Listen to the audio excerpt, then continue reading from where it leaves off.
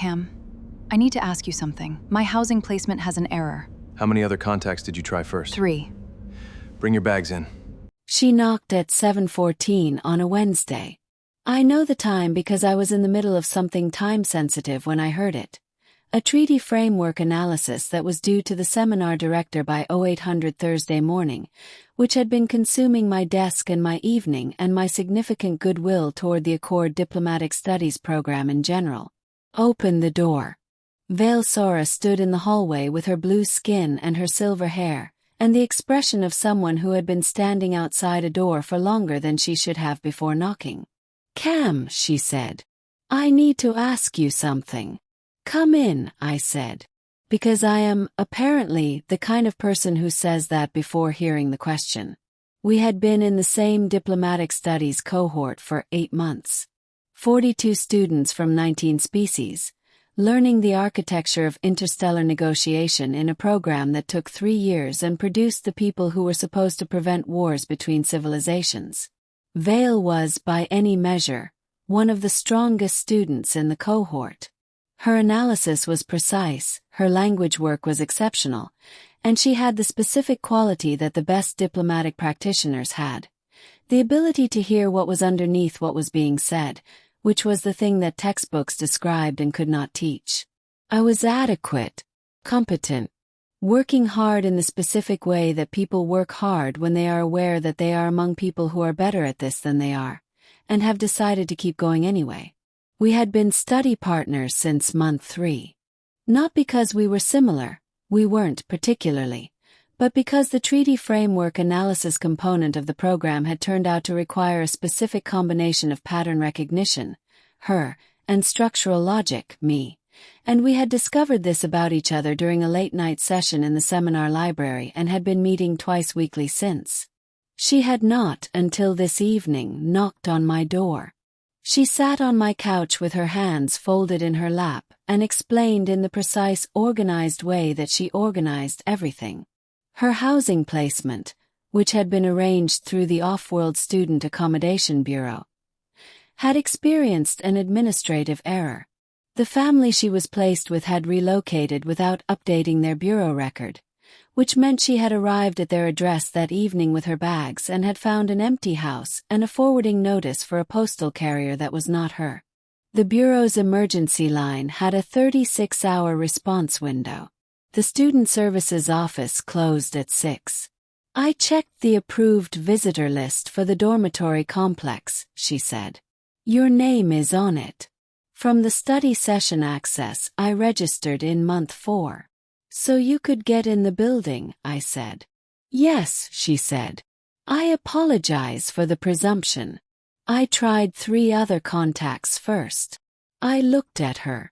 At the bag she had not brought inside but which I could see through the open door in the hallway. At the specific expression of someone who had been methodical about a situation and had arrived at the last available option. "How many other contacts?" said. 3, she said. "No responses." "On a Wednesday evening," I said. "People are busy," she said, with the diplomatic neutrality of someone who had decided not to editorialize. "Got up. Bring your bags in," I said. "The couch converts. You can use the bathroom on the left. The water runs cold for about 40 seconds before it gets warm. Don't let it surprise you." She looked at me. "Cam," she said, "the treaty framework analysis can be done in the same room as a person," I said. "Bring your bags in." She stayed for 4 nights. The bureau sorted the administrative error on day 2 and found her a placement, but the new placement required a 3-day preparation period, and she stayed. In that time we had, by my count, 7 study sessions of varying formality, 2 conversations that began as study sessions and became other things, and 1 argument about the structural prioritization in the cooperative treaty framework section that lasted 40 minutes and produced, by mutual agreement, a significantly improved analysis that neither of us would have reached alone. On the second evening she produced a holographic display from her kit, a compact document projector that sat on the coffee table and filled the space between us with a treaty document in blue light. and she walked me through the section I had been struggling with using the specific patient precision of someone who had been understanding this for longer and was trying to find the exact angle from which it would become clear to someone else. It became clear on her third attempt. That was the angle. Not the governance structure of the treaty, but the relationship it was building between the governance structures, which was not the same thing and was, she had apparently known for some time, the part one kept sliding past. "There," she said when she saw it click. Her expression did the thing it did when a problem resolved. A small, specific, genuine satisfaction. "You could have just told me that in month 4, I said. "You wouldn't have heard it in month 4, she said. "Thought about this." "That's probably true," I said.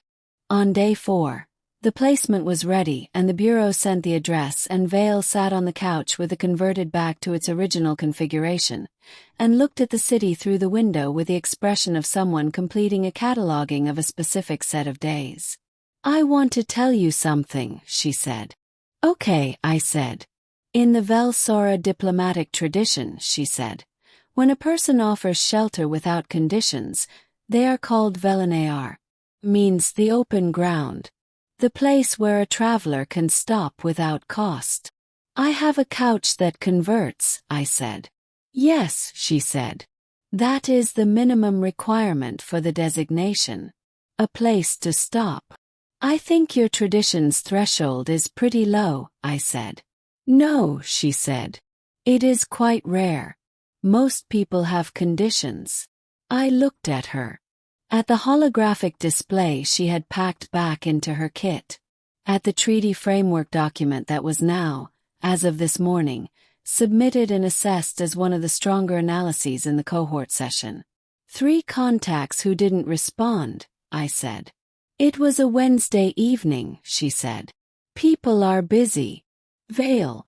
She looked at me. "I'm glad you knocked," I said.